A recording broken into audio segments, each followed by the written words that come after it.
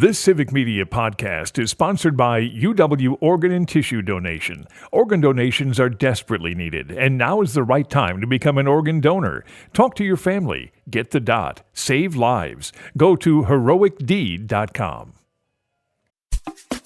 This is your WGBW Daily News Roundup for the Talk of Green Bay, 97.9 FM and 1590 AM. For 97.9 WGBW News, I'm Lisa Hale. Jimmy Carter, the 39th President of the United States, has passed away at 100 years old. In 2002, Carter received the Nobel Peace Prize for his diplomatic work with the Carter Center. He was also very active in building hundreds of homes for Habitat for Humanity. Wisconsin Governor Tony Evers released a statement that said, quote, "Former President Carter was a committed and dedicated advocate for peace, human rights, and treating others with dignity, decency, and respect. Qualities that earned him respect and admiration from many across our country and around the world." President Carter died at his home in Plains, Georgia. More Wisconsinites are seeking telemedicine abortion care, even though it's banned by state law. The 1849 abortion law caused a temporary statewide ban on abortion services after Roe v. Wade was overturned in 2022. Even after the ban was lifted because of a court ruling last year, the demand for abortion medication via telemedicine remained high. Shield laws allow providers in states with fewer abortion restrictions to prescribe pregnancy-ending medications, even to patients in states with abortion bans. Jenny Higgins from UW-Madison's Collaborative for Reproductive Equity. Suggesting that even when brick and mortar facilities are offering abortion care in our state, telehealth abortion still is a really important service that many people in our state are taking advantage of through these shield laws. According to WeCount data, there's been about 130 orders for abortion pills per month made through shield law providers since July of 2023. There's also been reports of stockpiling nationwide since the election. As the holiday travel season begins to wind down, the Wisconsin Department of Motor Vehicles is again reminding residents to upgrade to a real ID. Starting in May, regular driver's licenses or ID cards will not be accepted for flights or entering federal buildings and military bases.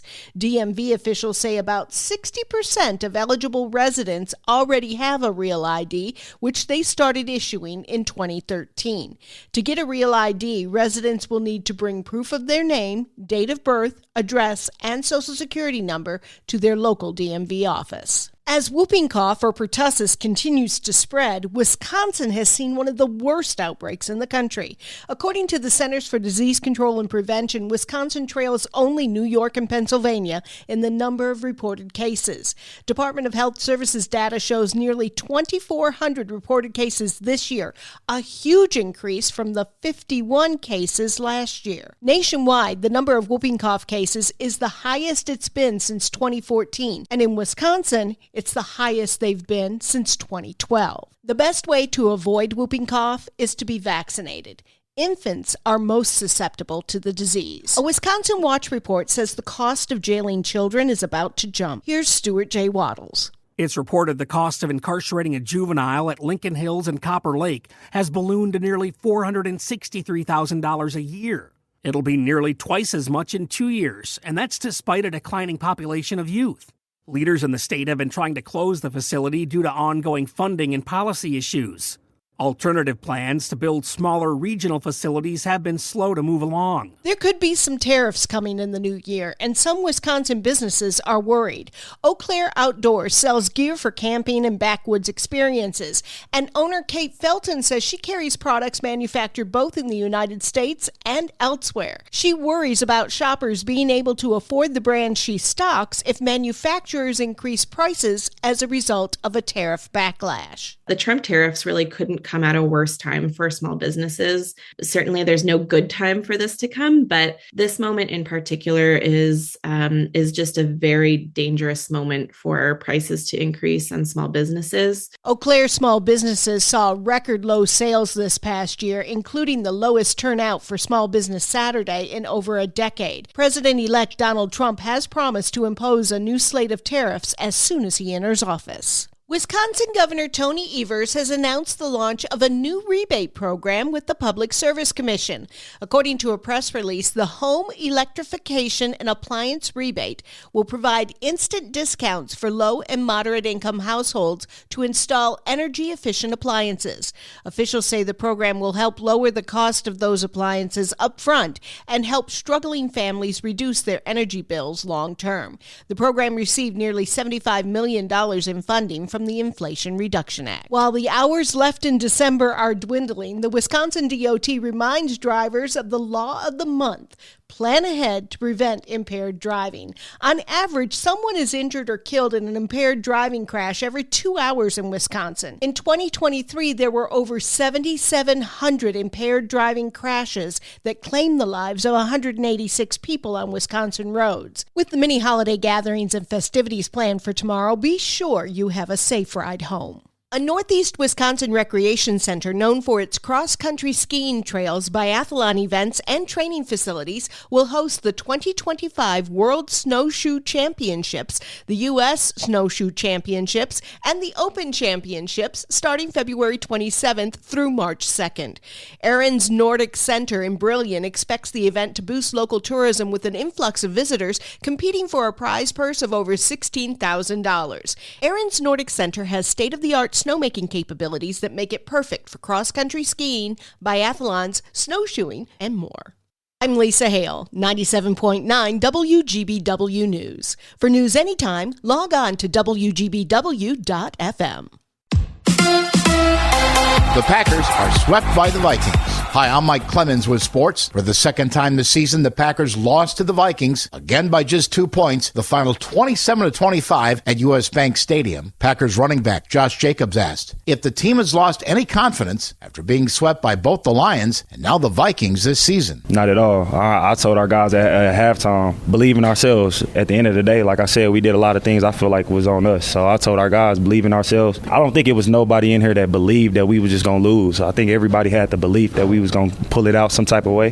We just fell short today. The Packers will host the Bears next Sunday at noon. Men's college hockey. The Badgers beat the Yukon Huskies 4-3 to win the holiday face-off at Five Surf Forum in Milwaukee. It's the third time in 4 years Wisconsin has won the tournament. NBA, the Bucks are in Indianapolis tomorrow afternoon against the Pacers on New Year's Eve. Tip-off time at 2 p.m. With sports, I'm Mike Clemens. On your entertainment beat, I'm Pete Schwaba. Here's one of Pete's picks, Wisconsin. Check out the film Conclave. The film tells the story of the cardinals converging on Rome to select the next pope. Ray Fiennes is our Access character who manages the whole scene as potential candidates jockey for position to become the next pontiff. Lots of unexpected twists and great storytelling. In addition to Fiennes, the film stars John Lithgow, Stanley Tucci, and Isabella Rossellini. Just under 2 hours, but doesn't feel like it. Check it out. So much TV to watch, so little time. If you're a horror fan, check out TheWrap.com's recent list of the best horror episodic TV shows from 2024, which include AMC's Interview with a Vampire Season 2, Paramount Plus's last season of Evil, which The Wrap called an almost perfect show. Walking Dead fans will be thrilled to hear that Rick and Michonne's show, The Ones Who Live, was also on the list, as was a show many horror fans have talked about called What We Do in the Shadows. Check out the full list and watch them all. Batman fans eagerly awaiting the second installment of the new franchise will have to tap the brakes. Variety reports that the Matt Reeves-directed Batman 2 has been delayed a year and will now hit theaters in 2027. The film was originally slated for an IMAX release that would hit theaters October 2nd of 2026. Warner Brothers has announced that taking those screens will be a new Tom Cruise film that they are hoping to get on the big screen to qualify for the 2026 Oscar season. Here's one of Pete's picks. The Order, starring Jude Law as an FBI agent tracking a white supremacist group, is a really solid watch. Based on a true story from the 1980s, Law tracks the gang as they rob banks and set bombs off, terrorizing the Pacific Northwest. The film has good action and is a great detective story. The Order also stars Nicholas Hoult as the leader of the criminal group, Ty Sheridan as a local sheriff's deputy, and Journey Smollett as an FBI agent. The film has been a hit with critics and audiences alike. Strongly recommend. Looking ahead to 2025, Variety has put out its annual list of most anticipated movies. As you might have guessed, there are a lot of franchise and superhero films headed our way. Marvel is expected to release Captain America: Brave New World, Thunderbolts, and the Fantastic Four: First Steps. And believe it or not, Hollywood has a few sequels they are planning to throw at us in the new year, including a Jurassic Park film and Five Nights at Freddy's Part 2. Another superhero flick, James Gunn's Superman, will also hit theaters in June. There will be a healthy assortment of family films, including Paddington in Peru, a Minecraft movie, Zootopia 2, and SpongeBob: The Search for SquarePants. I need a pair of those after the holidays.